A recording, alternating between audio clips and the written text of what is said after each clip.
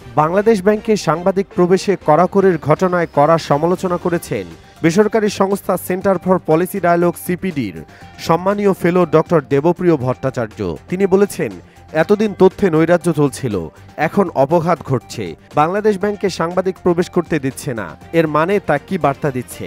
এখন ওখানে এমন কিছু ঘটছে তা যদি জনসম্মুখে প্রকাশ করা হয় তাহলে বড় ধরনের নাশকতা হয়ে যাবে। এই নাশকতাকারীরা হচ্ছে বাংলাদেশের অর্থনৈতিক বিটের সাংবাদিকরা। মঙ্গলবার 7 মে রাজধানীর পল্টনে ইকোনমিক রিপোর্টার্স ফোরামের প্রতিষ্ঠাতা সভাপতি মোয়াজ্জেম হোসেনের স্মরণে মোয়াজ্জেম হোসেন স্মারক বক্তৃতা অনুষ্ঠানে এসব কথা বলেন তিনি। ডক্টর দেবপ্রিয় ভট্টাচার্য বলেন, আমাদের একটা গর্ব ছিল, বিদেশি ঋণ নিয়ে কখনো খেলাপি হইনি আমরা, কিন্তু সম্প্রতি তেল আমদানি করে আমরা অর্থ পরিশোধ করতে পারছি না, বিদেশিরা মুনাফা নিতে পারছে না, এয়ারলাইন্স ব্যবসায়ীরা অর্থ পাচ্ছে না, তার মানে গর্বের জায়গাটা ফাটল ধরিয়ে দিয়েছে। এসব তথ্য উপাত্ত বাংলাদেশ ব্যাংক দেয়, সেখানে প্রবেশ নিষেধ, তার মানে সেখানে ডাল মে কুছ কালা হে। এখন এটা কি মসুর ডাল নাকি মুগ ডাল নাকি সব জায়গায় ডাল, এটাই এখন বোঝার বিষয়। দেশ এখন এলডিসির দিকে যাচ্ছে, সরকার ডিজিটাল ও স্মার্ট বাংলাদেশ বলছে। এই সময়ের তথ্যের নৈরাজ্য সম্পূর্ণভাবে সাংঘর্ষিক বলে মন্তব্য করেন তিনি।